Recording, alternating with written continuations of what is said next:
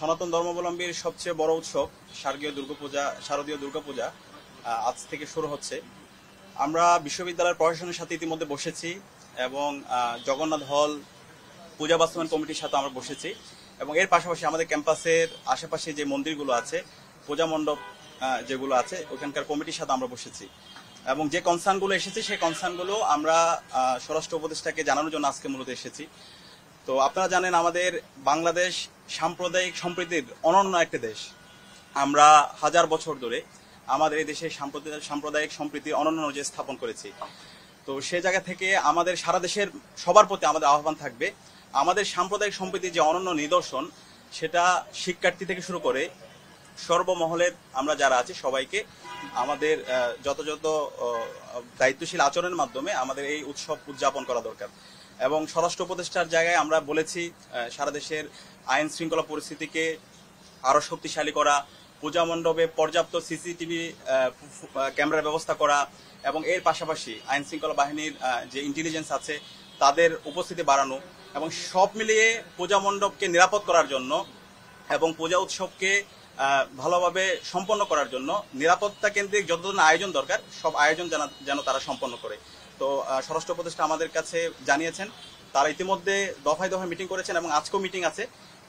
পূজা যেন সুস্থভাবে নির্বিঘ্নে বাস্তবায়িত হয় সেটার জন্য ওনাদের জায়গা থেকে সর্বাত্মক আন্তরিকতার সাথে ওনারা কাজ করবে। এবং একই সাথে আমরা সারা দেশের সবাইকে আহ্বান জানাবো, আমাদের এই সাম্প্রদায়িক যে সম্প্রীতি, সেই সম্প্রীতিটা এটা ইতিমধ্যে বিশ্বের বুকে আমরা নজির স্থাপন করেছি। জুলাই বিপ্লবের পরে আমাদেরকে আরো যেন আমাদের এই সাম্প্রদায়িক সম্প্রীতির নজির স্থাপন করতে পারি, সারা বিশ্বে যেন আবার আমরা নতুন ভাবে আরো চমৎকার দৃষ্টান্ত স্থাপন করতে পারি, সেজন্য আমাদের শিক্ষার্থীদের বিশেষ করে সে জায়গায় সজাগ থাকতে হবে। বিভিন্ন ধরনের ষড়যন্ত্র এবং চক্রান্ত হতে পারে, সে জায়গায় শিক্ষার্থীরা যদি সচেতন থাকে এবং আইন শৃঙ্খলা বাহিনী যদি তাদের জায়গায় সর্বোচ্চ আন্তরিকতার সাথে কাজ করে, তাহলে আমরা আশা করছি আমাদের এবারের শারদীয় দুর্গাপূজা সবচেয়ে উৎসবমুখর পরিবেশে আমরা বাস্তবায়ন করতে পারবো। এবং একই সাথে আমরা কিছু কনসার্ন জানিয়েছি, কয়েকটি জায়গায় পূজা মণ্ডপ দুষ্কৃতিকারীরা ভাঙচুর করেছে, কিছু অভিযোগ ইতিমধ্যে এসেছে।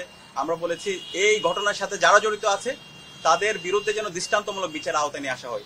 এবং কিছু জেলা ঝুঁকি অবস্থায় আছে, আমাদেরকে গতকালকে যখন জগন্নাথ হলে গিয়েছিলাম আমাদেরকে কিছু জেলার কথা বলা হয়েছে যেখানে একটু ঝুঁকিপূর্ণ অবস্থায় আছে। তো আমরা সেই জেলাগুলোকে স্পেশালি নিরাপত্তার যে ব্যবস্থা যেন শক্তিশালী করা হয় সেটার জন্য আমরা অনুরোধ জানিয়েছি। এবং একই সাথে আমাদের ক্যাম্পাসে জুলাই বিপ্লব পরবর্তী 2টা হত্যাকাণ্ড হয়েছে, সাম্য হত্যাকাণ্ড এবং তোফাজ্জল হত্যাকাণ্ড। তো সাম্য হত্যাকাণ্ডের সামগ্রিক অগ্রগতি আমরা এখন পর্যন্ত জানিনি, এটার সাথে কারা জড়িত ছিল। তো আমরা বলেছি খুব দ্রুত সময়ের মধ্যে হত্যাকাণ্ডের সাথে যারা জড়িত ছিল তাদেরকে আইডেন্টিফাই করা এবং এই যে তদন্ত রিপোর্ট পাবলিশ করা এবং তাদেরকে দৃষ্টান্তমূলক বিচার আওতায় নিয়ে আসা, এবং সেই ব্যাপারে স্বরাষ্ট্র উপদেষ্টা আন্তরিকভাবে কাজ করার ব্যাপারে আমাদের সাথে আশা ব্যক্ত করেছেন। এবং একই সাথে তোফাজ্জল হত্যাকাণ্ডের বিচার অগ্রগতি চলছে, এটা খুব দ্রুত সময়ের মধ্যে যেন এই বিচার কার্যক্রম শেষ হয় এবং যারা অপরাধী আছে তাদের জন্য দৃষ্টান্তমূলক বিচার আওতায় নিয়ে আসা হয়, সেটা ব্যাপারে কথা হয়েছে। তো সব মিলিয়ে আমরা সারা দেশের সবাইকে আহ্বান করব, আমাদের এই বাংলাদেশের যে সাম্প্রদায়িক সম্প্রীতি যে অনন্য নজির আমরা বিগত সময়ে স্থাপন করেছি, জুলাই বিপ্লব পরে আমরা যেন আমাদের এই দুর্গাপূজা সুন্দরভাবে বাস্তবায়ন করার মাধ্যমে আমরা আবার এই সাম্প্রদায়িক সম্প্রীতির অনন্য নজির স্থাপন করি। সবাইকে অসংখ্য ধন্যবাদ আমাদের কথা শোনার জন্য।